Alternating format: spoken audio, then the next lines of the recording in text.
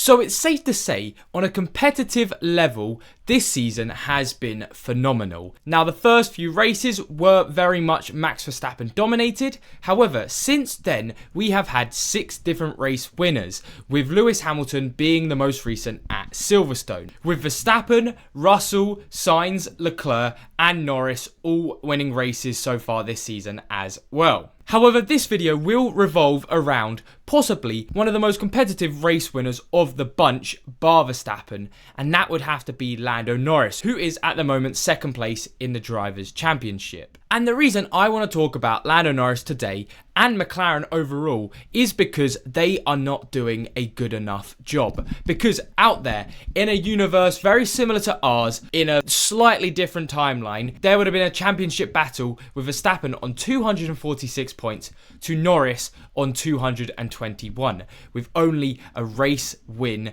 of a gap.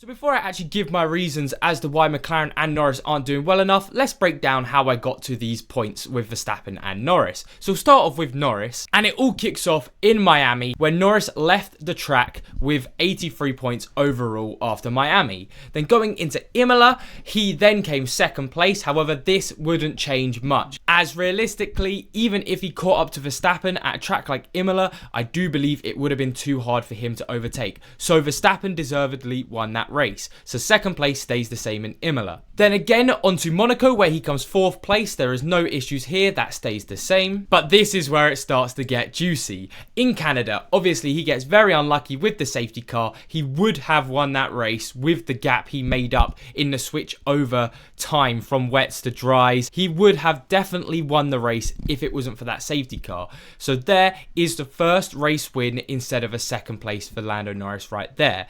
Then we move on to the next race in Barcelona, where he bottled it, getting his first pole position since Sochi 2021. However, going into turn 1 was overtaken by Russell and most importantly Verstappen, which then Verstappen overtook Russell and Norris could only settle for P2 with the fastest lap. However, in this case, it was very much possible that he comes 1st place with the fastest lap, getting an extra 26 points. Then you have Austria, where he came 3rd in the sprint. There was no issues with that result. However, again, if there was no crash between Norris and Verstappen, he very much could have won that race. And there you have another 25 points plus a fastest lap, as Verstappen would have never gone onto the softs, taking the fastest lap off Lando Norris. That's another 32 points. And then you have the British Grand Prix, where Norris again was leading the race, cocked up in the pits and with the strategy, and came out with only a 3rd place. However, again, he could have easily got that 1st place, moving up to the 25 points extra.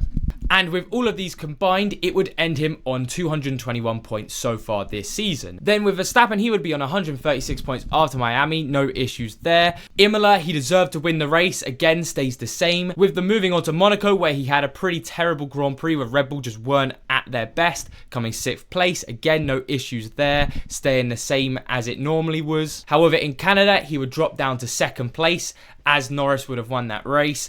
Then in Barcelona, he would have had to settle for a 2nd place again. In Austria, he would have had the sprint race win. However, again, would have had 2nd place in the actual race. So he would have got 8 points from the sprint and 26 points overall from that weekend. And then going into Silverstone, he would have finished behind both Hamilton and Norris in 3rd place, only receiving 15 points instead of 18 points, which would have given him a total of 246 points this season so far. And that is how I got to this 25-point gap difference. And the reason this is so crucial for me and for everyone else is because this does just show how much McLaren and Norris have really screwed up this season. It sounds crazy to be saying this. There could have been a championship battle this season, but in both drivers and constructors, McLaren are throwing it away. So let's talk about Norris being an issue first of all. So, of course, Norris won his first Grand Prix at Miami. It was a monumental achievement, and yes, he got slightly lucky. However, after the safety car, he showed he had a lot of pace, and there was potential for him to go and get the win either way from that safety car, even if he didn't get lucky or not.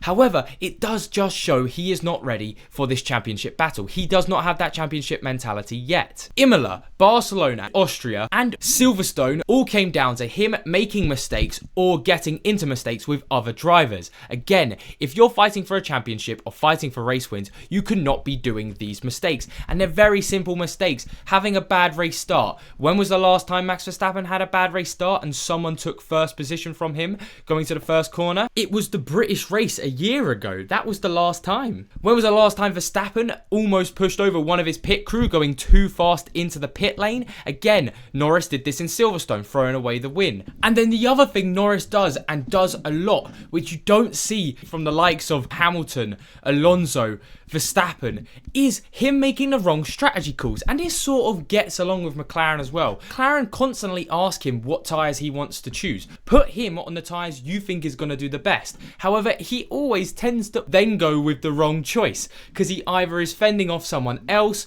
or it just doesn't work out, and it's really frustrating.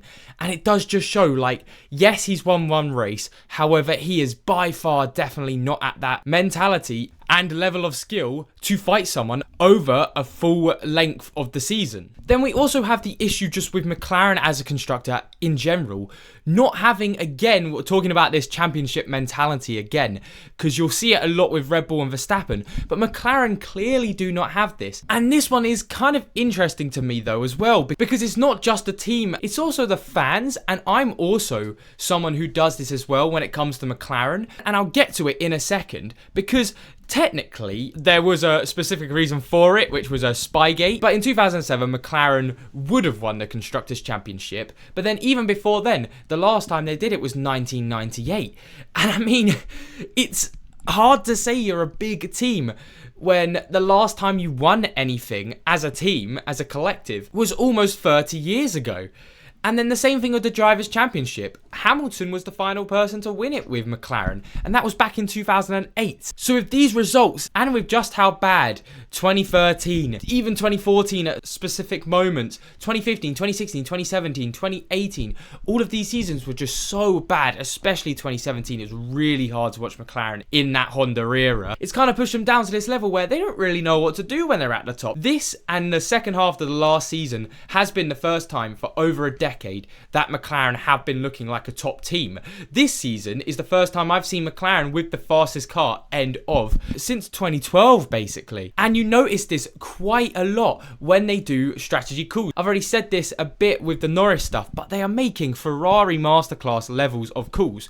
Like in Silverstone, they got 2 calls wrong in that one race alone, and it seems every weekend they're fighting for a race win. They get it wrong. So as a team overall, they need to step up if they want to take the fight to Verstappen, because it's not going to take long until Verstappen is unreachable this season. And then moving on to the point where I was talking about the fans, including myself, it's the mentality where I say even this a lot, where I'm just like, I'm just happy we're at the top again, or it's good because I just like seeing McLaren on the podium because we weren't there for so long. And yes, you have to be excited about the position we're in right now, but when McLaren arguably have the fastest car right now and they're not getting wins out of it because Norris and McLaren themselves keep on bottling it, you have to get to the point where you have to get through that thinking of we were so bad for so long that we're just happy to be fighting for wins and fighting for podiums, to think, okay, this season actually has potential, especially in the constructors, to win something again for McLaren. Driver seems like it's too far off now, but constructors wise it's still a pipe dream, but it's not too crazy to think that it could happen. In the last 5 races, McLaren have gained about 50 odd points on Red Bull. Do that again for the next 10 races, that's 100 points, and that's enough to beat Red Bull. And then you also get people sort of like babying Norris as well, but it'll be like, better luck next time, come on, you gave it your all. And yes, he did give it his all, but it wasn't enough for where McLaren are right now. And I genuinely do think if McLaren throw away a potential Constructors' Championship this season, Drivers was a bit more crazy, but just the Constructors, they will be heartbroken. As with this sport, we've seen Mercedes are growing in pace. We could see Ferrari turn around the corner anytime soon. In 2025, it's not set that McLaren are going to be at the front.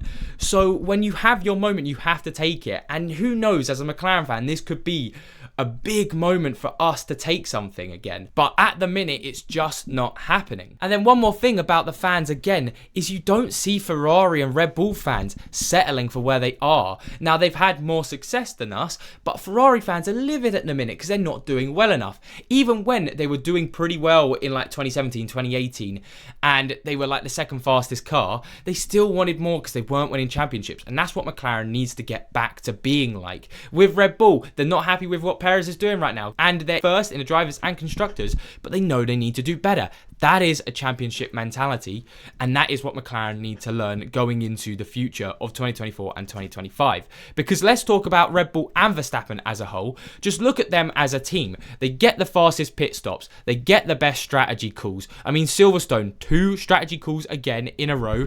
That got Verstappen up to second place. Canada, he won off the strategy call. And it's all in all, you have to be the best car on the grid, of course, but also the best strategist and the best pit stop crew, which Red Bull have everything. And this is what gives you consistency to win over the full length of the championship. And I mean, it does also help to have a driver who knows how to win. However, this is something that will be hard to get across in F1 now, as you've got Alonso, Verstappen, Hamilton. They're all big winners in the sport right now. So that one's a bit harder to have at McLaren, but you can see Norris as a team leader, he still needs a bit more growth until he can be putting up fights. Because that Verstappen tax with Red Bull is phenomenal. Because Verstappen right now, he's not even in the fastest car, and he's still putting in perfect performances week in and week out to be in the lead of the Drivers' Championship by quite a margin. It's about 70 points. So all in all, what do you peeps think about the McLaren situation? Do you think I'm being over ambitious and McLaren fans should just be happy to be fighting for podiums and for wins? Or do you think it's the opposite and we are throwing an amazing chance away this season with Norris throwing win after win away? He could have had 5 or 6 this season. And constructors wise, we're not getting the strategies right. We're not getting the pit stops right. For me, it's the latter, but put your thoughts down in the comments down below. Thank you all so much for watching. I hope you enjoyed, and I hope you have a great rest of your week. Bye bye.